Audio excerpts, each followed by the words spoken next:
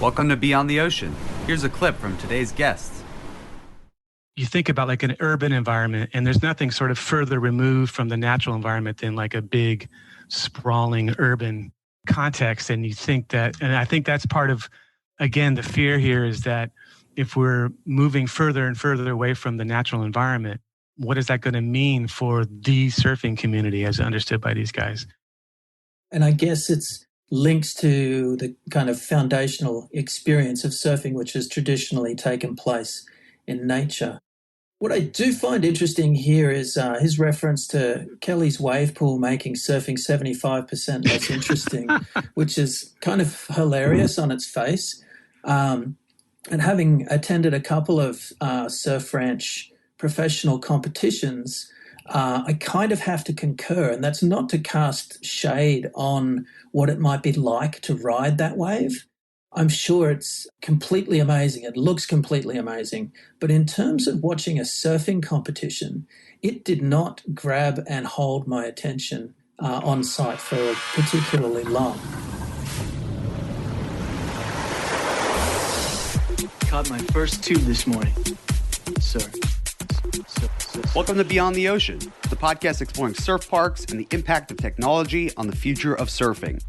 We speak with technology leaders, investors, operators, and surfing legends to explore this exciting new movement. I'm your host, Chris Klusner. Welcome back to Beyond the Ocean. This is a very special episode because I get out of the way and hand over the mic to a co-host, Dr. Jess Ponting, the co-founder of Surfpark Central and a professor of sustainable surfing tourism at San Diego State University. In today's episode, Jess interviews Dr. Mike Roberts, a friend and colleague at San Diego State University with expertise in sociology and human behavior. The two discuss an academic paper they co-authored called Waves of Simulation, which explores what it means to be a surfer and how surf pools are evolving the definition for people around the world.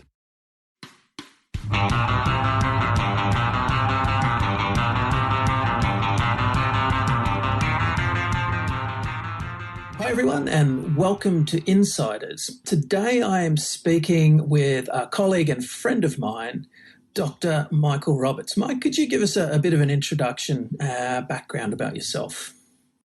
Sure. My pleasure, Jess. Thanks for having me. I'm a professor of sociology at San Diego State University. I'm interested in popular culture, sports studies, and social theory. And I've been surfing since roughly 16 years old. And as you know, we're interested in what's the impact of wave pool technologies on the culture of surfing. So that's sort of where my academic interests are. Thanks, Mike. And today we're going to be talking about a paper that we wrote together, which was about exactly that intersection of sociology and authenticity in the context of surf pools. The paper was called Waves of Simulation, Arguing Authenticity in an Era of Surfing the Hyperreal. Is it surfing in a surf pool or is it riding waves? Is there a distinction between the two? What is the essence of the surfing experience that's said to provide the foundation for surfing culture? Can artificial waves be considered authentic? And are surf park surfers real? And I want to kind of kick off our conversation by looking at some of the quotes we presented in the paper. You know, we presented both sides of an argument here, and there are certainly those in the surf media who are none too impressed with the potential impacts of surf parks and those who would use them on what they see as authentic surfing culture. So, for example, Steve Hawke, former editor of Surfer magazine and brother of Tony Hawk, famous skateboarding icon, wrote in 2016, "We might have an Olympic champion surfer who's never duck dived under a wave, never jumped off a pier, never put on a leash, never been scared out of their wits. I find that future thoroughly disheartening. It's not real surfing." What are your thoughts on that? And what is real surfing? And what do you think the impacts are of an Olympic surfing champion, which is now real? The Olympics may start here shortly, We may have an Olympic champion. None of those are going to have come up in a surf park. But what do you think the implications of this are for the future? Is Steve Hawke freaking out about nothing? I do think there's a very real issue, which I think we'll get to maybe later in our discussion, and that is the question of nature and how nature is mediated through technology. But we'll get to that in a second. But I think there's a couple of things going on here with what Steve Hawke is saying here. There's an older distinction, if not debate or tension, within the surfing community between what we might call the soul surfer and the professional surfer. And so the very idea that surfing would become an Olympic sport, that's already kind of a controversial topic in the surfing community, whether or not surfing should be considered a lifestyle or a sport. But I think what Steve Hawke is getting at is that if you remove the activity of surfing from the ocean, then that might have some fundamental transformation of what surfing as an experience, what it is at the existential or phenomenological level. I think it's an older debate about whether or not surfing should be considered a sport or a lifestyle, but this whole notion of artificial wave pools, I think, has amplified that older debate and made it a little bit more complicated now. But I don't know, I think this is your point of view, Jess, that maybe this is much to do about nothing. I'm a little bit more ambivalent about it. I think maybe there is potential there for something. There might be good reason to be worried about the future of surf culture. I think there's a lot of stuff that's up in the air right now. I think that's got people like Steve Hawke a little bit scared. Right. I wonder, is this, and we can, continue to bat this around as we go through a number of different theoretical perspectives, but Kelly Slater has come out early in the piece, and we'll talk a little more about, the role of his technology in changing some of the kind of paradigmatic ways that people look at what a surf park is. Has more talked about surf parks as not trying to replace a surfing experience, which I think is where Steve Hawke is kind of like, wow, is this just totally going to supplant what surfing is? And he's talking about it more in terms of, just a new branch on the evolutionary tree of surfing. How do you think that idea squares with what we've been seeing? I personally am sort of on the fence on this. I do think that when Steve Hawke says something like believes there's something called real surfing, that is sort of problematic because it sort of assumes that there is a such thing as a surfing community that we're all familiar with what that is. We can point to something out there called the surfing community.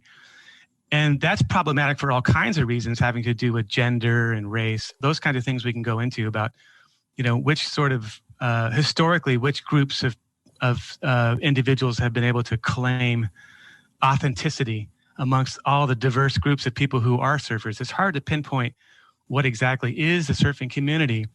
And so that part I can see there's, that something like Steve Hawke's quote there, I think they could be problematic on those grounds. However, I do think eventually we need to get to the question about nature and the effects of technology on the natural environment. I think that's also part of the claim here that Steve Hawke is making is that we're becoming further and further removed from the natural environment. And maybe that's really what is the crux or the source of the problem for him. I think maybe that's something we should consider talking about. That's a really interesting point and neatly segues into the next quote that I wanted to refer to, which is from Matt Warshaw, who is a prolific surf author and, importantly, the curator of the history of surfing, which has become much more than the gigantic tome that I originally bought and become a very impressive website. And he has some fairly strong feelings. He said, at some level, we feel that we're riding ocean-transported sunbeams, and it's magical. It's what separates us from parkour. I need to recheck my calculations, but Kelly's wave pool makes 70% less interesting. It turns surfers into gymnasts. I honestly think our sport is perhaps already in the midst of an existential crisis. Now, that was from 2016. We're now considerably down the path of surf park development. Are we in the middle of an existential crisis? Probably not. I think that's overblown, although I do love that quote because he does, I think, make the distinction very clear, which is that when he compares surfing and wave pools to gymnastics. And then he also mentions parkour. And so I think he does a very good job of outlining what the distinction here is that we're talking about. But I wonder if it might make more sense to compare surfing in wave pools to skateboarding as opposed to gymnastics or parkour. I understand what he's doing here, but there's something about the reference to parkour. You think about like an urban environment, and there's nothing sort of further removed from the natural environment than like a big sprawling urban context. And you think that, and I think that's part of, again, the fear here is that if we're moving further and further away from the natural environment, what is that going to mean for the surfing community as understood by these guys? And I guess it's links to the kind of foundational experience of surfing, which has traditionally taken place in nature. What I do find interesting here is his reference to Kelly's wave pool making surfing 75% less interesting, which is kind of hilarious on its face. And having attended a couple of surf ranch professional competitions, I kind of have to concur, and that's not to cast shade on what it might be like to ride that wave. I'm sure it's completely amazing. It looks completely amazing. But in terms of watching a surfing competition, it did not grab and hold my attention on site for particularly long. There could have been long waits between the waves, and perhaps it's because it lacked. There's kind of a politics and a struggle about being in a surf context, and a chess game that's taking place, people making gambling about what might happen in the future that they have no control over. There's a poker game going on there as well that I think is perhaps 50% of the entertainment value of watching professional surfing is how people are responding to those different things. Is there going to be another set? Do I use my priority here? Do I wait for a bigger wave? What maneuver should I put where? Should I go for the giant end maneuver and lose all the points on my wave, or do a safety turn based on how many points I'm going to need? So I think maybe that captures something, but I do also wonder about the reality of an existential crisis, or maybe he'll prove us all wrong. But I think your point about the removal from nature is very interesting, which brings us to some of the ideas of a Tasmanian academic who now actually runs sailboat charters, but before he retired from the world of academe, wrote some really interesting stuff. Mark Stranger is his name, about surfing. He mostly dealt with big wave surfers, which I think skews perhaps his arguments a little bit towards the more extreme end of what surfing is. But he had written that those surfing communities and subcultures are fragmented by commodification, a real foundational experience underpins an inverted pyramid of simulated and socially constructed spaces. And so if you envisage an upside-down pyramid with a foundational experience at the bottom, which he describes as the pursuit of an ecstatic communion with nature, and then above that, the lifestyle commodities that go with surfing. So these are going to be things like surfboards, wetsuits, things that are used in the actual practice of surfing. And then the consumption of the more symbolic dimensions of surfing. And we know that surfing has been used to market pretty much anything you can possibly imagine, from cologne to high fashion to computers to cars. Pretty much anything, surfing's been whacked on it to make it presumably look sexy, have implications of freedom, of youth, of beauty, of health. Where do you think this goes? From what we've been talking about before, we were talking about this removal from the foundational experience. What do you think Mark Stranger would make of surf parks? Well, there's two things we're mentioning here when we discuss Stranger. And you opened it up by saying, he's focusing on big waves. I want to come back to that in a second. But here's where we get to the problem that people have with surf parks, which is the artificial wave parks are going to fundamentally change what Stranger calls that foundational experience. So then if the foundational experience is no longer real or artificial because it's been removed from nature, then that's going to have implications for culture. So if the history of surf culture has been based upon this foundational experience that goes back, say, 1,500 years, and there's this long tradition of surf culture that most people have some understanding of, suddenly that's all going to be thrown into question. If we're going to remove that, fundamentally transform that, what Stranger calls the foundational experience, by removing the wave from nature, then there's going to be implications for the culture, because historically it's been grounded upon that kind of experience. And so if that experience is fundamentally transformed, then what's going to happen to surf culture? I think that's why a lot of people are wringing their hands about this. Like, what will happen to surf culture? Because a lot of people have an investment, especially, that's why I was mentioning before about this notion of, is surfing a sport or a lifestyle? For the people who think surfing is a lifestyle, I think those are the people who might be a little bit more worried about the cultural implications that are going to follow from the wave pools, because again, there's this historical understanding that there is a such thing as a surf community that's based upon this experience with nature. And when the technology transforms that relationship, people get a little bit worried about that. Now, the other thing is the whole question of big wave surfing. And Stranger is using an old concept from philosophy called the sublime. And he says what's unique about big wave surfing is that you confront nature in a way that nature is both beautiful and terrifying at the same time. That's what the sublime means in philosophy. It goes back to Immanuel Kant. I think he says you're something, I'm kind of paraphrasing here, but you're kind of riding the line between destruction and the ecstatic sublime. Yes. And historically, the concept of sublime is rooted in the artistic movement, early 1800s in Western Europe. And it was a reaction to the Industrial Revolution. So people were looking to nature as a way to escape from what was going on with urbanization, industrialization, to escape from the city, to get to nature as a way to, a kind of spiritual revival, or even a bodily revival, to use nature as a way to escape from the urban. And I think there's a fear that the wave park is going to kind of take us back to that urban environment that we've been trying to escape. We're using nature as a way to get away from the ill effects of industrialization and urbanization. And I think that's part of what is going on here for the people who are critical of wave parks and the potential implications of how the wave parks are going to transform our culture. So there's this weird sort of binary between, nature and or the natural environment and the urban environment.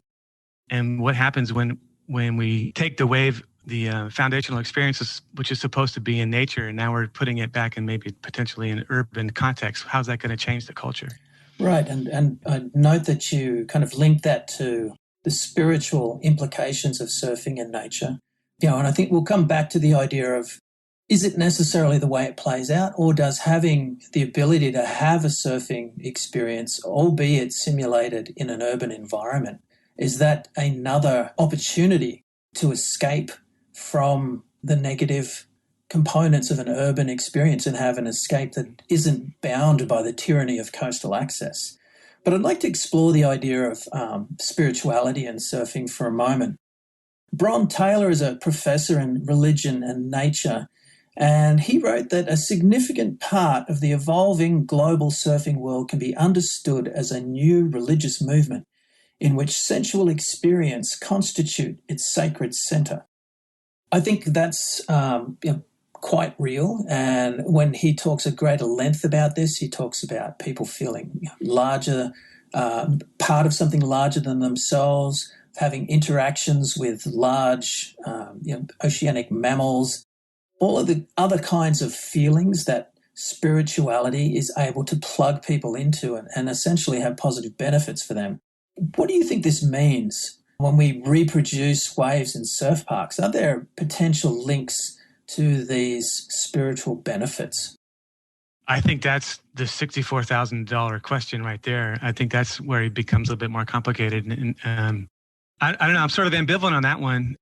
I'm sort of sympathetic with the postmodern view that there is no particular surfing community as such, that there's a lot of differences amongst individuals who surf, and you can't really talk about a surfing community. On the other hand, there could be problems when you start to try to simulate nature. And for me, the problems are access to the dream, so to speak. What I mean by that is, when we think of these elaborately produced surf parks, it's going to be expensive for people to participate in that kind of stuff. So I think maybe we'll get to this in more detail in a little bit, but I do think that by bringing the surf parks to certain urban areas, that raises the question of access, I think. And on the one hand, we're talking about people who don't have access to the coast. It's a good thing to bring the wave to them. But when we start commercializing the wave parks and start constructing elaborate parks, it's going to be expensive for people to attend those things, potentially anyway. And then the question becomes, what kinds of people are going to have access to the parks? On what kind of, on like an income basis, is it going to create a new kind of divide between people who can afford to go to the parks? I'm thinking here about skiing might be one way of thinking about what wave pools could become. Skiing is very expensive and is sort of an exclusive activity for people who can afford it. Or could surf parks maybe be more like skate parks that are funded by local cities or local governments? Then it could be more inclusive. So I think there's two ways to look at it. One is it can improve inclusivity in terms of people who don't have access to the coast might get access now to surfing in urban areas. But then that would assume that it would be an affordable endeavor for people who live in cities. Yeah, I think that's an interesting point. I've talked about surf parks in the context of democratizing surfing. And I remember having a conversation with the surf journalist, Nick Carroll, who's just kind of something of a hero of mine on a number of different levels. Aside from being the bionic man, he's an incredibly intelligent thinker about the sport. And he kind of guffawed at that and with exactly that comeback. It was, how's that democratizing? People aren't going to be there. There are segments of society who won't be able to afford that experience. Maybe there are creative ways around that issue. And I think we'll come back to some of the things that I think the surf park industry could shoot for being inclusive and, really for a number of different reasons, not all of them being just because it's the right thing to do to provide access. But when it comes for permitting and winning the support of municipalities and their communities, knowing that they are going to be able to access some of those services at particular times or in particular models that make sense for the parks, I think that could be a really positive way forward. Now, this idea of reproduction, we talked about how there's this fundamental experience at the bottom of the inverted pyramid of surfing. We invoke the writing of Walter Benjamin in our article, who says that reproduction detaches the reproduced object from the domain of tradition. In that way, reproduced waves are removed from their traditional domain of coastal geographies. We touched on that a bit. Do you think there's any more meat on the bone in terms of what that means? Because there has been this tyranny of coastal access over who gets to be a surfer. And, that's kind of been wielded as a cultural club by surfers over those who don't have that access to kind of look down their noses at people who maybe come to the coast during the summer and are floundering kooks in the lineups because they don't have that access. What do you think it means to pull the rug out from underneath those, long-standing, historically positioned differences between those who have that access and those who do not? Benjamin's an interesting figure here. He actually is one who was, he was not so worried about that distinction between what's real and authentic and what's fake.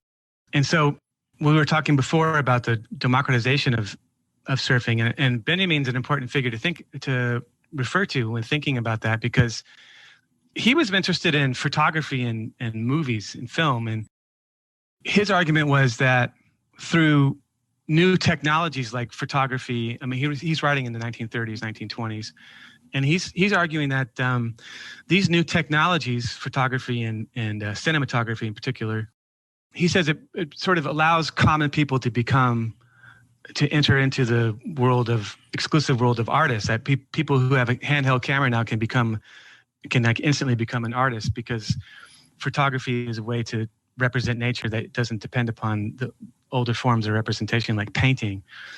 And he thinks the same thing about movies, is that movies allow people to participate in art. So he thinks there's a democratization of art. So he's not too worried about what happens with the distinction between what's real and what's fake, because photography and movies were considered to be an extra level of removal away from the real. So, and I think Benjamin, because he's in favor of the new technology as a way of promoting democracy. I think that he's a figure that we could think about in terms of what would be the positive impacts of the technology around wave pools. Is that it could go in that direction where it could be more of a democratizing force. And I think that's where we are right now with this debate is how are we going to have this technology be an inclusive kind of technology that allows for a further democratization of the lifestyle and the community. Yeah, I think Benjamin would be signing up for lessons at a surf park. Absolutely. Which brings us to Jean Baudrillard, again, on this idea of simulation, which starts to bring us into this realm of, okay, we're reproducing waves. What happens when the simulation starts to become removed from its original? And with the quality of today's surf parks, on the rise from December 2015 when Kelly released his first video to, the American Wave Machines technology in Waco producing pretty amazing barrels and high performance waves to wave gardens, pretty mind-warping barrels at the South Korean facility, just huge long barrels in a pool, to Surflock's technologies at the Palm Springs Surf Club, again, really high-tech maneuver practicing capabilities there, to wave surf lakes and just a pretty good simulation of nature, admittedly with a Mad Maxian central wave-making device, but set in a natural landscape. I mean, it almost looks like it's so real that it's not real. Yes. Baudrillard said simulation is no longer that of a territory, a referential being or a substance. It's the generation of models of a real without origin or reality, a hyperreal. Where do you think we are in the kind of continuum of Baudrillardian hyperreality here? I think there's definitely been a change in the surf world or the surf community or surf culture. And I think this is where I think Baudrillard's right. I think that right now in the world of surfing, we are in the hyperreal. The question is that a good thing or a bad thing? So the issue of simulation is a really old issue. It goes all the way back to Plato. But again, the idea is that there's an object in the world, and then there's two representations of that object. So, and what Plato was talking about was that an art form, a work of art, like a painting, it can be a good copy or it could be a bad copy. So Plato was talking about an image, like a painting, that would be a very accurate representation of reality. And then another one, which he called the simulacrum, which would be a bad copy or inaccurate representation of reality. But what Plato was worried about is that we'll lose any sense of reality altogether. That what he's worried about is that the simulation or the simulacrum is a threat because it makes it difficult for us to distinguish between what is real and what is not real. And that's kind of frightening for people. And just to bring it back to surfing, I think we can see what's happened with the artificial wave, because prior to this new technology, when, decades ago, when wave pools were still relatively new, wave pools were always being compared to a perfect wave like pipeline.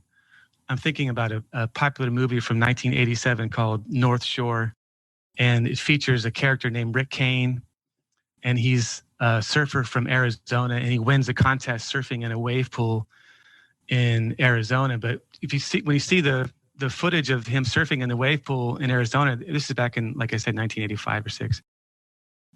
The waves are pretty crappy. The main story in that film is he wins a contest in Arizona so he can go surf the real waves that are on the North Shore, in particular Pipeline. In a way, the surf community back then, by the way, it was a huge hit. It was a very popular film. It had surfers, real life surfers in it, like Laird Hamilton's in it. Aki is in it. Robbie Bain. Yes. But it was clear then, back in the 80s, that waves pools were something that surfers would make fun of, and that the real wave is what mattered, Pipeline. So that the fake pool was always trying to measure up to the real wave at Pipeline. That's flipped now since Kelly's wave. And that's, I think, what has the surf community kind of freaked out, is that now we don't look to Pipeline as the main referent, as what's the best most real wave. Now we compare the natural wave to Kelly's wave. So then we look around at waves that occur in the natural environment, and now we're comparing waves in nature to Kelly's wave. So now Kelly's wave is now the standard by which we measure what is the best, and now so that the computer generated model, which was the basis for creating that wave at Kelly's Ranch, now that's sort of the main referent. We measure everything else by that. So that flip has definitely happened. That change has occurred in surf culture. So we're in what Baudrillard would call the hyperreal. The question is that a good thing or a bad thing? And I just think that the jury is still out on that question. We don't really have a good answer for that yet. Yeah, no, I agree. And, I think some of the examples coming from kind of the surf media and coverage of surf parks, when the first kind of third generation commercial surf park at Surf Snowdonia in the north of Wales opened, and the first contest was held and surfers were interviewed. They were comparing it favourably with a small day at Greenmount, which is, part of that kind of Superbank region on the Gold Coast of Australia. Like, it's like a fun small day at Greenmount. And that was awesome for the surf park industry. And then, the Kelly Wave video came out, and you started seeing headlines in the surf media. And, the one that we refer to in the article is the article where Mick Fanning is on a Rip Curl search discovery trip. I won't say where that place is because I don't think it was publicly revealed, but North Africa. A long, reeling, perfect kind of reverse skeleton bay in Namibia. And, the headline was, "It ain't no surf park." So there's that flip right there, and it really didn't take very long. The first quote is from mid-2015.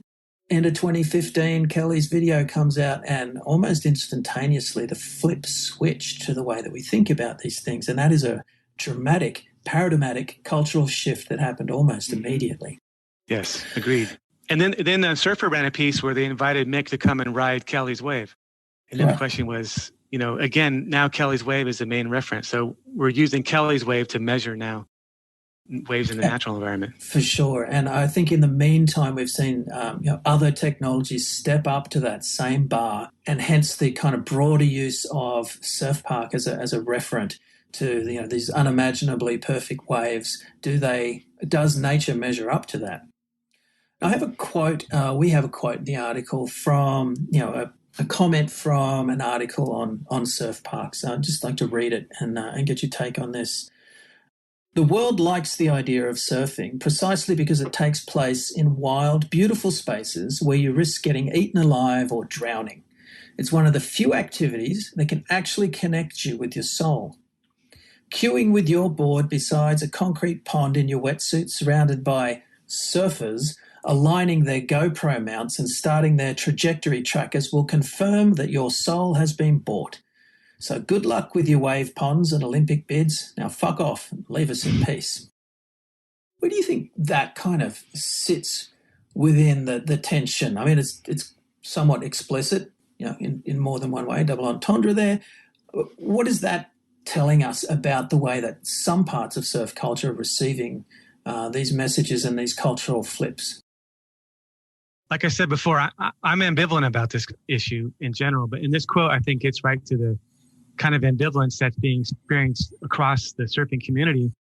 But this notion of your soul being bought, that's not new to the issue of wave parks. It's just that artificial wave parks have now just maybe expanded that or amplified that question, the question of being bought out. I think that's something that's gone on for decades in surf culture, which is, there's a soul surfer who's more attuned with the lifestyle aspect of surfing, who's always been sort of a foil in some regards. But there's been that sort of binary there's one sort of divide between surfing a sport or surfing a lifestyle.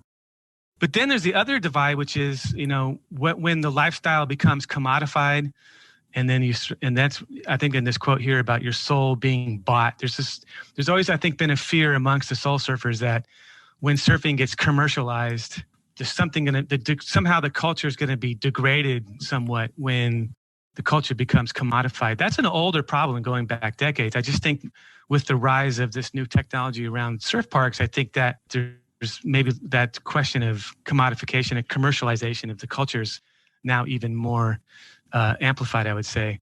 But again, I'm on the fence about this. And we're going to get to this, I think, in greater detail in a second. But I do think there's, like I said, when we mentioned Benjamin, I do think there's a possibility where the technology can bring democratization to the world of surfing. I do think that potential is there.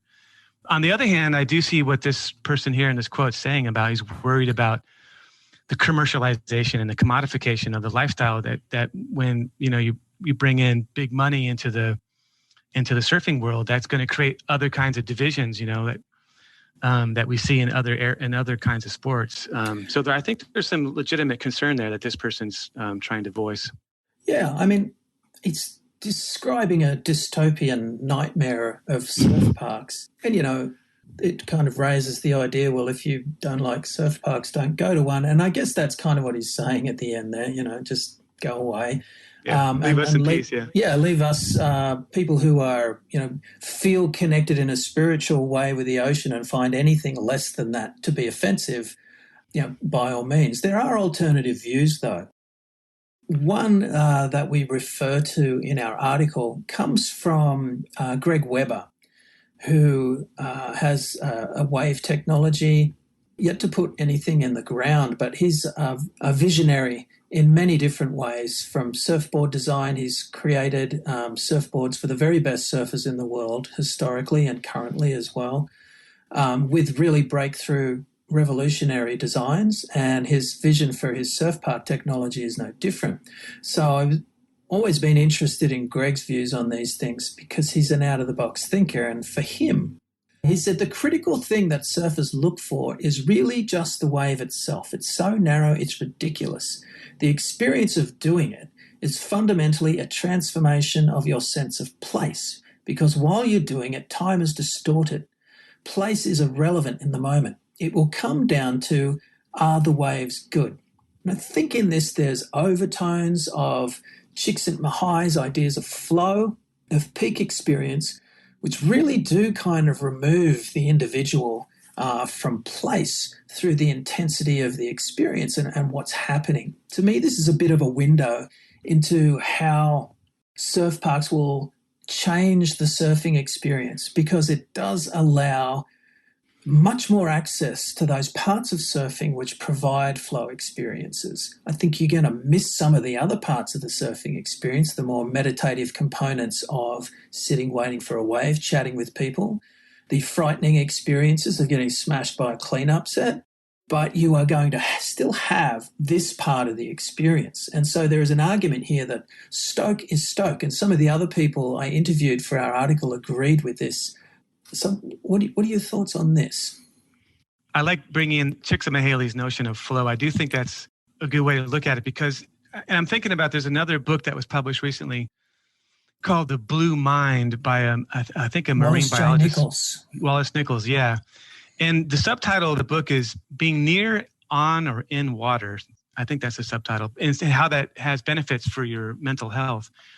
And I think that we could look at wave parks from that point of view too, that it's just being around water, whether it's the ocean or a lake, a swimming pool. I think Nichols goes so far, even say being near a fountain or something.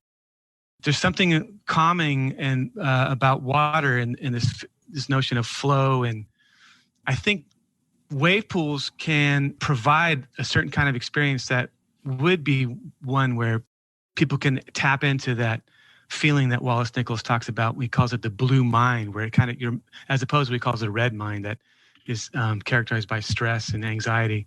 There's something calming about water. And I think that's kind of where the wave park stuff could sort of focus on what it's about. It's not about trying to be something that it's not. I think that's where some of the people who are worried about wave parks, I think they're kind of misunderstand what's happening here. I think it's pretty clear that for people like Kelly Slater and others, that they're not trying to be something that they're not. I think that's where we could sort of intervene in the controversy or the debate, is that it's pretty clear wave parks are not really trying to be something that they're not. Even if you're talking about the question of simulation, I still think there's an understanding here that, you're not going to have an experience with a dolphin in a wave pool. Everybody knows that. So they're not trying to be something they're not claiming that they're something they're not. And I think also, maybe there's a misunderstanding in some of the early writings about surf parks as to what that experience might be like operationally, in that there's, you're going to line up or are you going to sit there and have to scrap for waves in a surf park? It's really not that. It's been commoditized to the point where you're probably thinking about the dollars per wave you're spending. So I think there's going to be much more focus on, I need to ride this wave and get my value from it, and improving my performance, or just really enjoying the ride perspective, which, maybe that helps to get people focused on the fun. I saw recently there was a video put up by a guy who does exercise and strength building for surfers, and he had put out a video on tips for riding a surf park, and that was his first one, was let go of your anxiety and embrace the fun, and that way it's really fun. If you're too stressed about it, then it's really not going to go well for you. And then also I like the idea of how that flows into, you get access to moments in time in nature that happen very rarely. And we talk about this in terms of the Holy Grail effect, and I relate it back to surf resorts in nature, where if you're running a surf resort, you want all of the people who are coming to your resort to have the best possible experience. You want them to get perfect waves every time they come. But of course, that's dependent on tides, the swell size, direction and period, how many people are out there, how crowded it is, and what their level of surf etiquette is, because perceptions of crowding are a direct correlation with how people behave.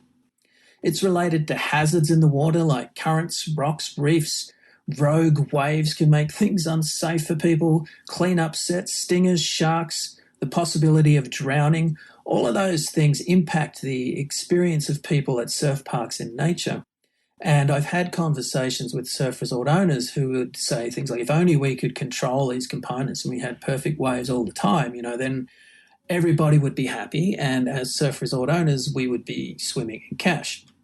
Now, surf parks get to control all of that stuff, with the possible exception of wind.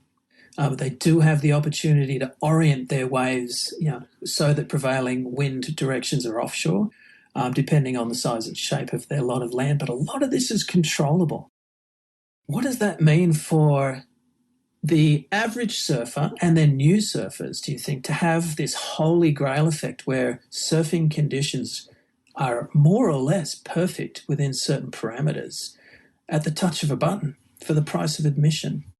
That's an excellent question. And again, I think that's sort of gets to this question, which is making some people in the surfing community uncomfortable, which is, and that's how we sort of started our talk today was, is this real surfing? If everything can be so perfectly controlled and it's such a artificial and man-made environment, is that really surfing? I think that's sort of the crux of the issue here, right? Is if you remove all those things which are non-controllable, which is a natural environment, and for so long, that's how the surfing culture has been attached to that kind of a natural environment where there's such a lack of control. I think that's where people are getting a little bit concerned about, people who are worried about wave pools anyway. Yeah, I mean, even in one of those early quotes we read out, or I think it was Steve Hawke, is it surfing or is it riding a wave? And which raises a broader question of what is the difference? And the differences are probably cultural in nature. And so an argument could be made that what we're looking at is the McDonaldization of the surfing experience. To draw on a phrase coined by George Fritzer, how do we avoid McDonaldization in the surfing experience in surf parks? We did ask questions around this of a number of people in the surf park industry, but what are your thoughts on how we get away from turning the surfing experience into a endlessly reproducible hamburger for $1.50? Mm-hmm. That's another really, really good question. And here I think maybe both you and I both are a little bit sympathetic with people who are worried about the future of surfing after wave pools is this very question. It's going to be so standardized and it becomes a kind of experience where there's very little difference anymore because it's been quote unquote McDonaldized. I think what it comes down to is the people who are worried about wave parks because they see the potential here for the McDonaldization of surf culture, where everything is the same and there's less diversity. Because, if you look at surfing when it's done in nature and you look around the world, there's such a diversity of physical locations, diversity of geography, ocean conditions, cultures, different kinds of people. There's a tremendous amount of diversity. And the threat posed by McDonaldization is that it's going to be sort of remove all that diversity and put like a uniform stamp on it. So then it would just be a lack of diversity. I think that's a very legitimate question.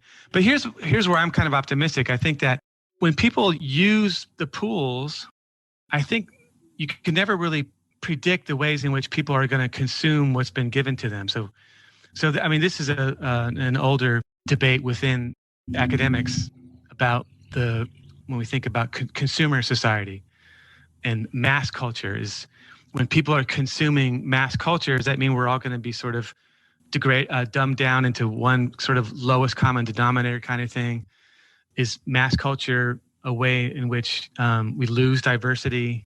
And so this is an old debate that goes back decades about what happens in consumer society where we see a lack of diversity and you see a sort of dumbing down of a sort of flattening of culture between high culture and low culture. But I think that those kinds of worries about mass culture and consumer societies assume that consumers it just assumes that we're sort of dupes, that when we're consuming things, we don't have any agency, we don't have any creativity. But I think what you'll see, and this is sort of my prediction about what the future of wave parks will look like, I think what you'll see is that when people appropriate the wave parks, the people who are going to use these parks, they're going to consume them in ways that are distinct in terms of where they are geographically, culturally, so that there'll be a way in which, even though the parks they might have a uniform design to them, the way that the people are going to use the park is going to be unique, I think. So even if you took the point of view that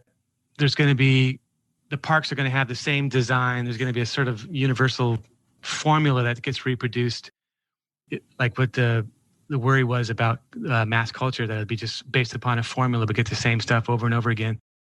Even if the parks were designed in a way that they seem kind of uniform, that every park looks the same in every location, it's still the case, I think, that when people appropriate those spaces in the wave parks, they're going to change the nature, or change the parks to meet their needs. So I do think there's going to be a certain way in which people use these parks that are going to be expressions of their own particular culture. And I think we don't have to worry so much about the loss of diversity, cultural diversity here. I think that when people consume this stuff, they're going to do it in ways that's unique to their particular place and time.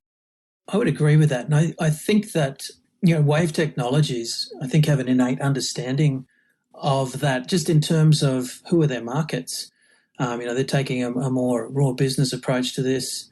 But, for example, Wave Garden has a Malibu setting on its surf park in South Korea, which runs for almost a minute.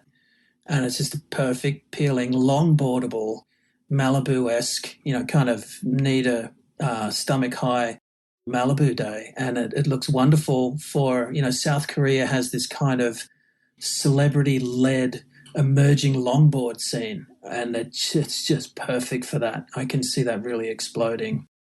And then, many other settings which can be mixed up between the surf park technologies, which allow for people to, express their individuality within their own riding styles, which I think is also interesting in that they can coalesce at the one place. I think in natural settings, you see places which are almost allocated towards different riding styles.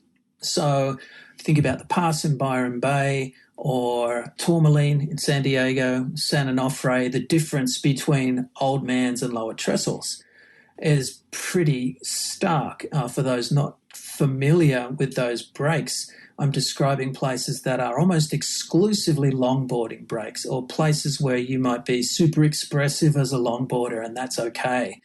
And then others which are very much high performance. And if you paddle out on the wrong surfboard, you're going to start getting weird looks.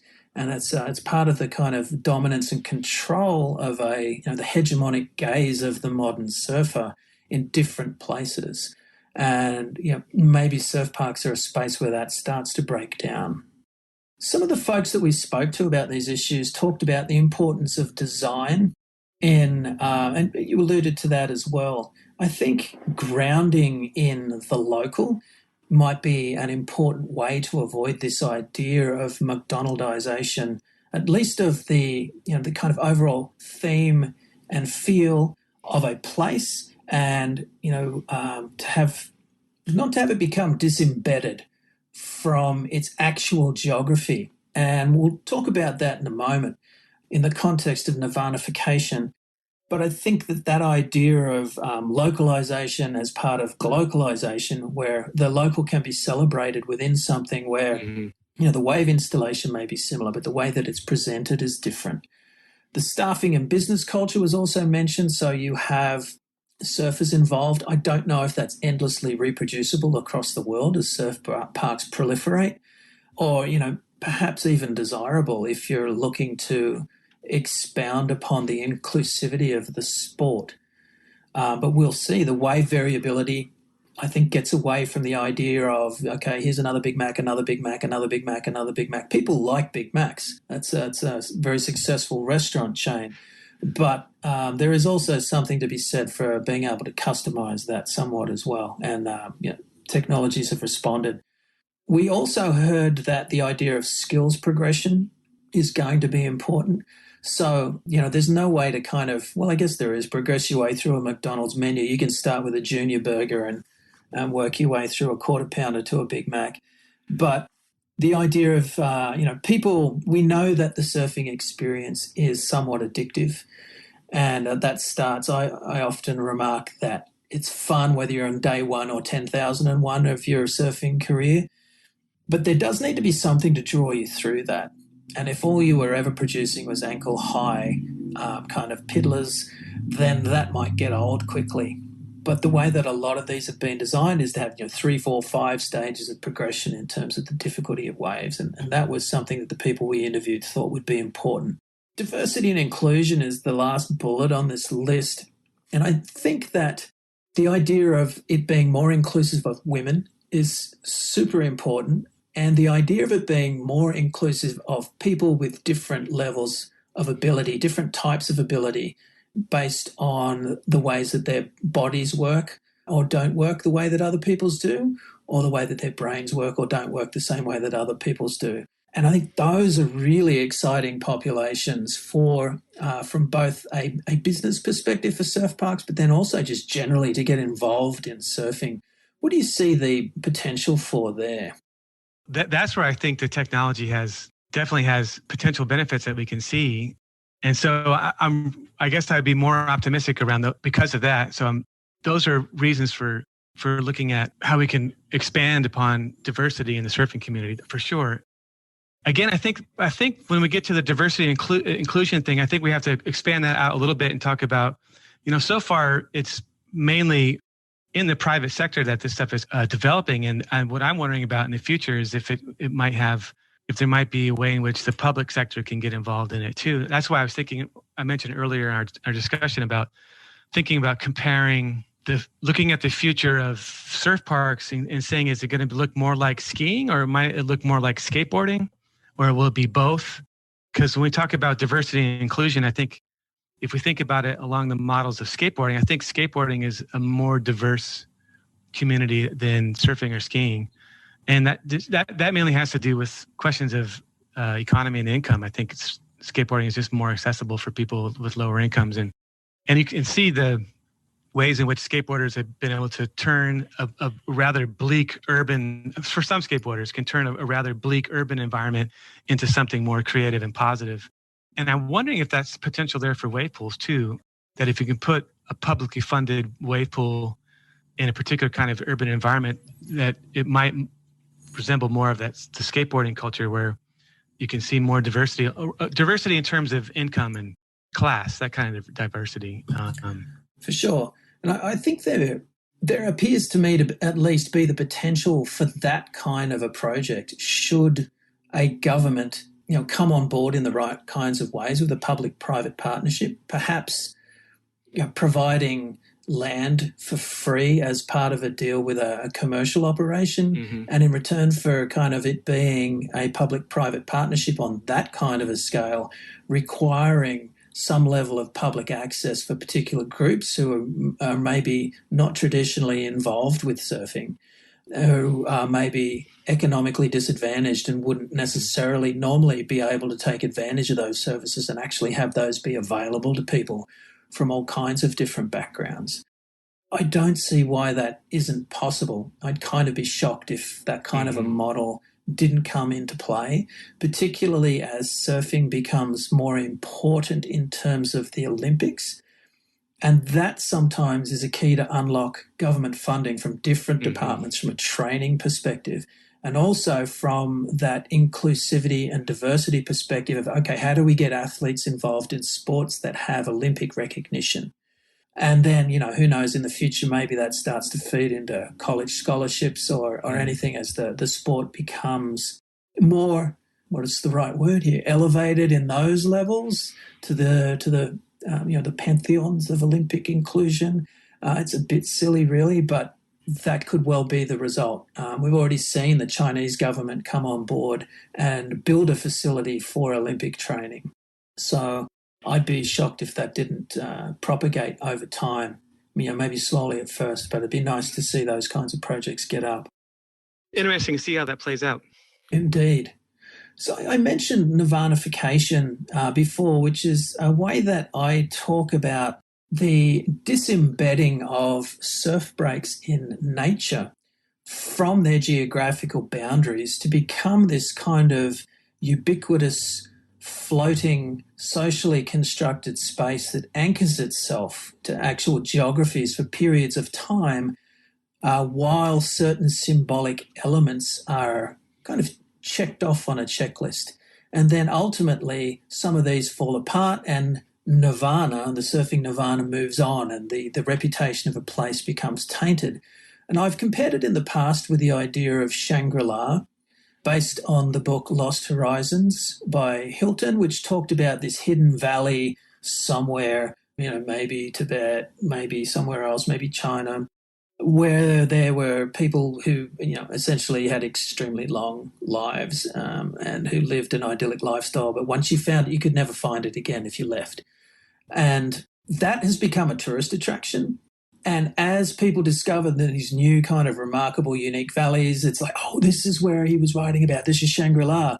And for a while it is, because there's very few tourists there and it's an amazing experience. Then more tourists go there. It's no longer Shangri-La. So Shangri-La picks up its skirts and skitters over the mountain range to the next valley. And then that's where people are looking for Shangri-La. My view is the same thing traditionally has happened in the surf tourism world, where there have been new discoveries. At first it's a secret. It's a surfing Nirvana where the crowds are small. And then eventually development or some other factor catches up with places and these symbolic elements fall apart and Nirvana is no longer seen to exist there. Now, in the work I did in nature, the symbolic elements seem to be pretty clear between people. The idea that there should be perfect waves, that these waves should be uncrowded, that it should be in a pristine environment, and that there should be a sense of cushioned adventure, meaning that for these Nirvanas, the very first people who discovered them were often super hardy, extreme travelers. That's not what most people want from a surfing Nirvana. They would very much like there to be some more cushioned way of getting to this place, maybe a liveaboard charter boat or a rustic resort on the beach that does transfers from the mainland on a regular basis. Now, that's still adventurous to be living aboard a boat or to be in a rustic resort on the shoreline of a remote coral cay in the Indonesian archipelago, but it's still a package trip. But we're not going to talk about it in those terms. So those are kind of the Nirvanic symbols and how a piece of reef in the middle of a less developed country, between the two tropics, go through the process of apotheosis from a nuisance to local fishermen to the most coveted surf destinations in the world. What does this look like in the context of surf parks? How does Nirvanification work? Because many of the key concerns, the perfect waves, the uncrowded conditions are handled by the holy grail effect of surf parks. Elements of authentic social and cultural experiences and others, how are they going to work? How do we get this authentic sense of nirvana to work in a surf park setting?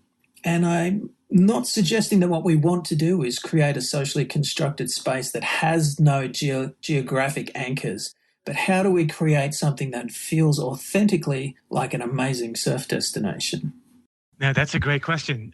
I wonder if just gets back to the whole issue of hyperreal again, which is to say, it might just be that there is no such thing and that it's just going to be variable across different cultural landscapes. That's a really good question. I'm starting wondering about the spaces, how they're controlled locally. I was just thinking about your stuff on surf tourism, your earlier stuff on surf tourism, and how there's a question of the people who live in these local breaks, and they've been there for generations, and now the surf tourism industry shows up to a place where they've been for a long time.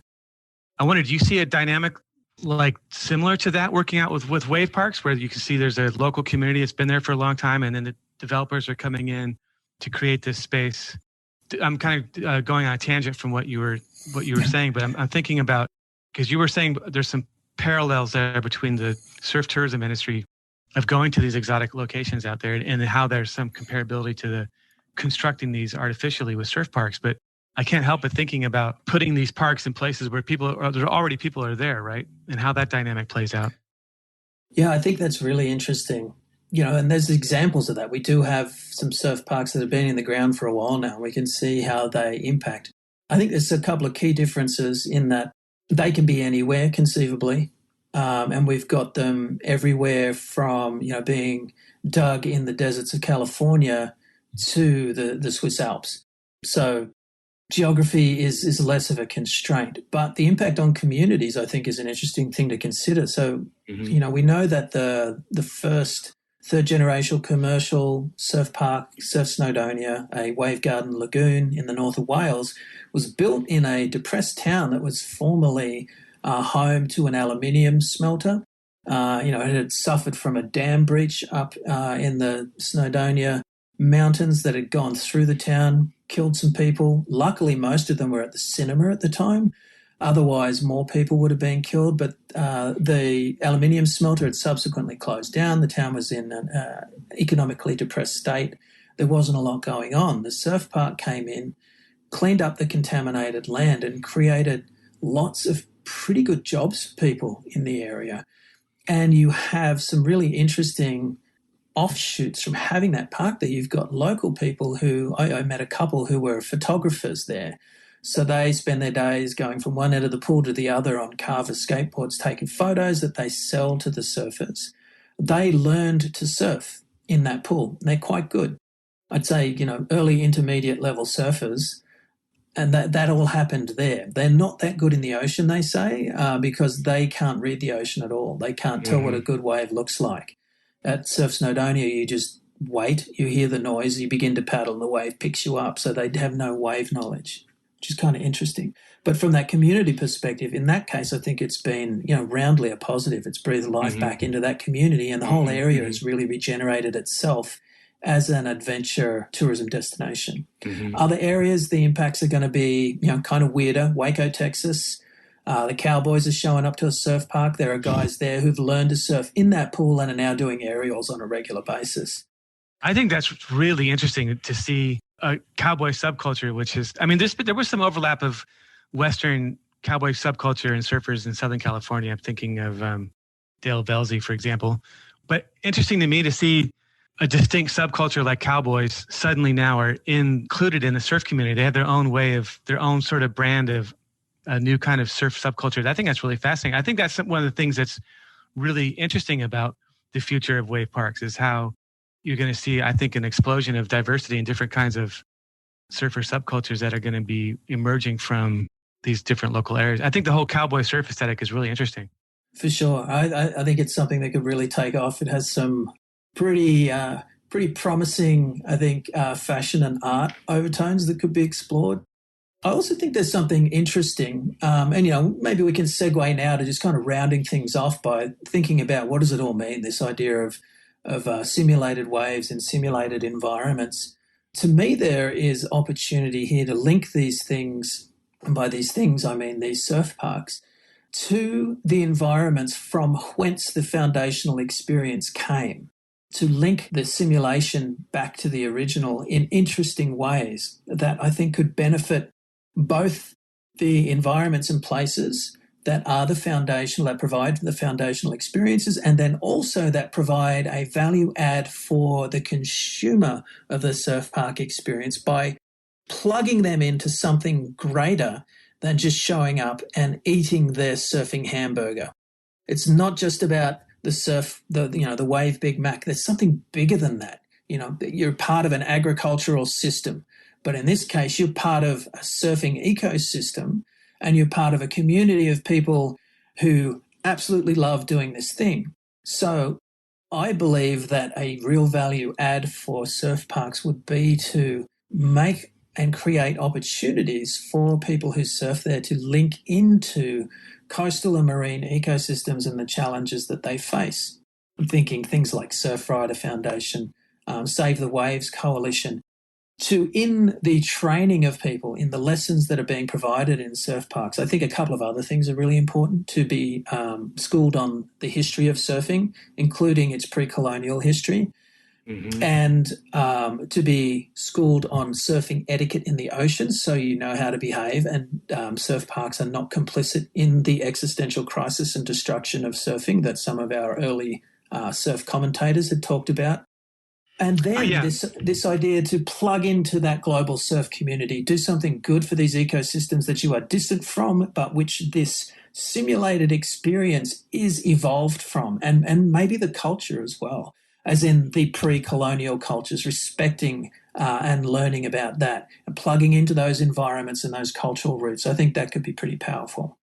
Yeah, I think the potential is there for all that, Jess. I think that's a very important point. I think that's why it's up to people in the surfing community to make that happen, so that the people who have power and influence in the surfing community should make that become a reality. So then, rather than wringing our hands and trying to resist all this development, I think the question is how to steer the development in that direction that you just outlined. And I do really believe that the potential is there, and that it's up to people who are familiar with the history of surfing and who are involved with environmental groups like Surfrider, that kind of thing. I really do believe the potential is there.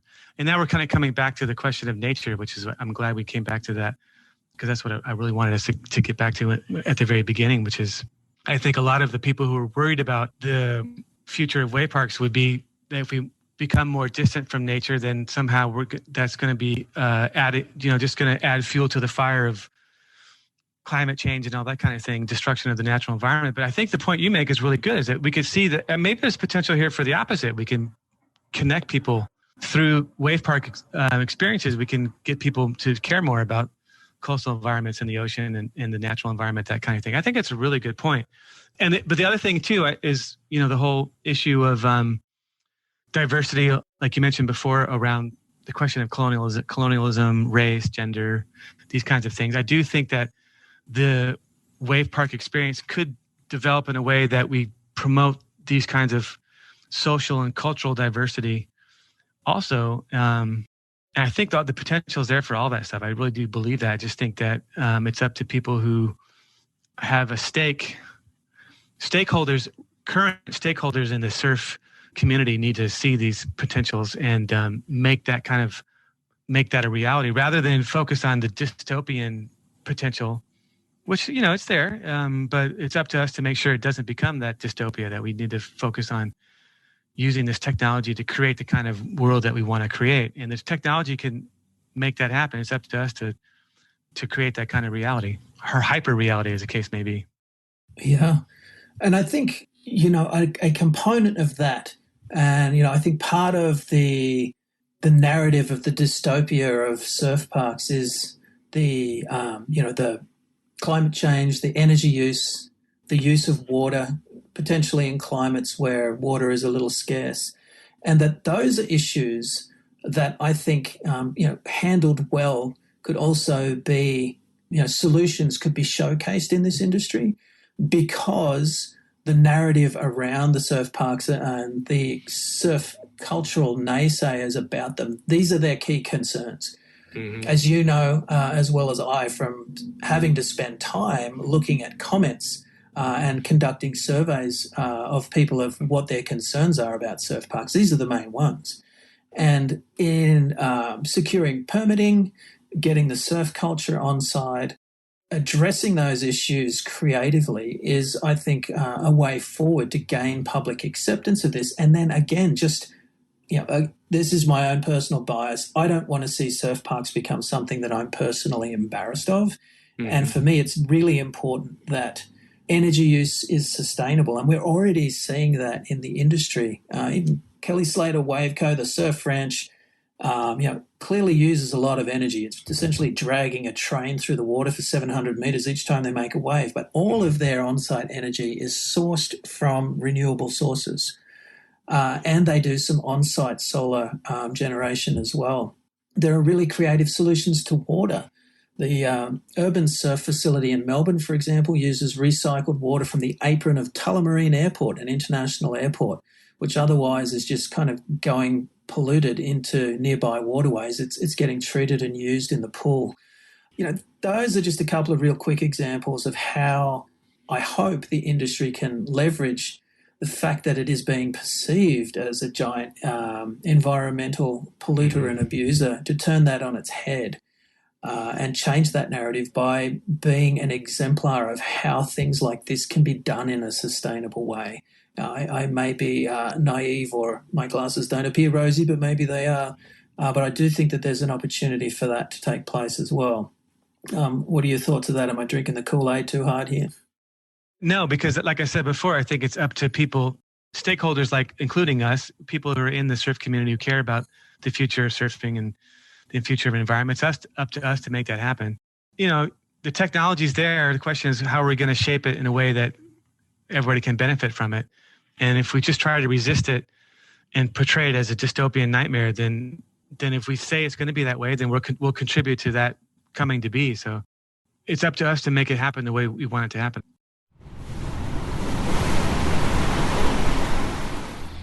Hey everyone, here's Chris again. Thanks for tuning in to today's episode. For those of you who want more information on surf parks and the topics covered in these episodes, Surf Park Central's Insider membership might be for you. Insiders are people serious about surf parks and the organizations they represent.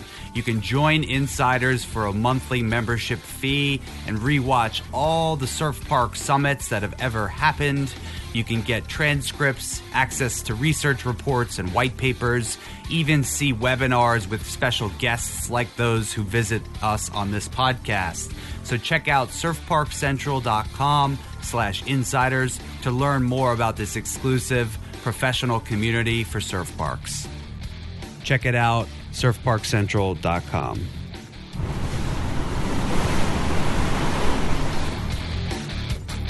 Please subscribe to our podcast on Spotify or Apple Podcasts.